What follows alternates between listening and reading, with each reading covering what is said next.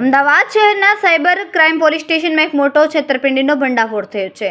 Police દ્વારા નોંધાયેલા ગુના મુજબ એક યુવતીને સરકારી નોકરી અપાવવાનો લાલચ આપીને આરોપીને પોતે ઇન્કમટેક્સ અધિકારી હોવાનું જણાવીને 9,20,000 રૂપિયાનું છેતરપિંડી કરી હતી.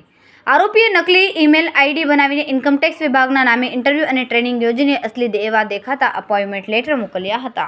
પોલીસ કમિશનર અને સાયબર ક્રાઇમ ટીમની તકેદારીથી આગળ તપાસ તપાવી છે. ટેકનિકલ ટ્રેસિંગના આધારે મુખ્ય આરોપીને ઝારખંડના ધનબાદમાંથી ઝડપી પાડવામાં આવ્યો છે. હાલ આરોપીને પોલીસ કસ્ટડીમાં રાખીને વધુ પૂછપરછ ચાલુ છે. સાયબર ક્રાઇમ ખાતે એક ફરિયાદ નોંધવામાં આવેલી હતી, જેમાં ફરિયાદની વિગત જોઈએ તો જે મહિલા ફરિયાદી છે પોતે સરકારી નોકરીની જોબ માટે પ્રિપેરેશન કરતા હતા. તો એમના એકચ્યુઅલી એક ફેમિલી મેમ્બર જ્યારે બીમાર હતા તો એમની ટ્રીટમેન્ટ માટે એમને એક હાફિઝ અંસારી નામના વ્યક્તિનો ઝારખંડમાં કોન્ટેક્ટ થયેલો હતો. અને જે ફરિયાદી છે મૂળ ઝારખંડના વતની છે, હાલમાં અમદાવાદમાં રહે છે.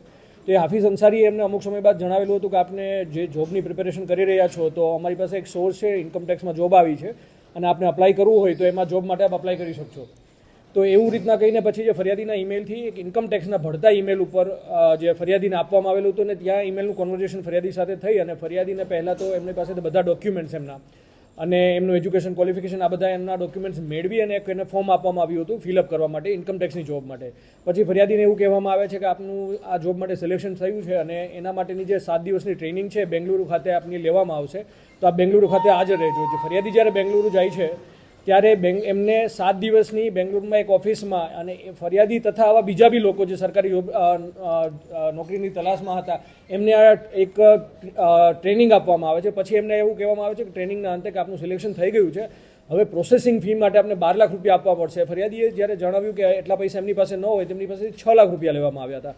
પછી થોડા દિવસ પછી ફરિયાદીને કહેવામાં આવ્યું તો હવે એક રિફ્રેશન ટ્રેનિંગનું આયોજન કરેલ છે. એના માટે આ ટ્રેનિંગ કોલકાતામાં વેસ્ટ બેંગાલ ખાતે એક પ્રાઇડ હોટલમાં ટ્રેનિંગ રાખવામાં આવેલી હતી અને એમના માટે બી પ્રોસેસિંગ ફી અને અન્ય ફી એક NIDT ટેસ્ટ લેવામાં આવશે, આવું કહીને ફરિયાદી પાસેથી ફરીથી રૂપિયા લેવામાં આવ્યા હતા. આવું રીતના કટકે કરીને ફરિયાદીને પાસેથી 9,20,000 રૂપિયા લેવામાં આવ્યા હતા અને ફરિયાદીને ફેક અપોઇન્ટમેન્ટ લેટર, ઇન્કમટેક્સમાં જોબ મળી ગઈ છે એમના અપોઇન્ટમેન્ટ લેટર બી આપવામાં આવ્યા હતા. અમુક ટાઈમ પછી આ લોકો એમના ફોન ઉપાડવાનું બંધ કરી દીધું એટલે ફરિયાદીને જાણ થઈ કે એમની સાથે ફ્રોડ થયો છે. તે બાબતની ફરિયાદ અમદાવાદ સાયબર ક્રાઇમ ખાતે લેવામાં આવી હતી.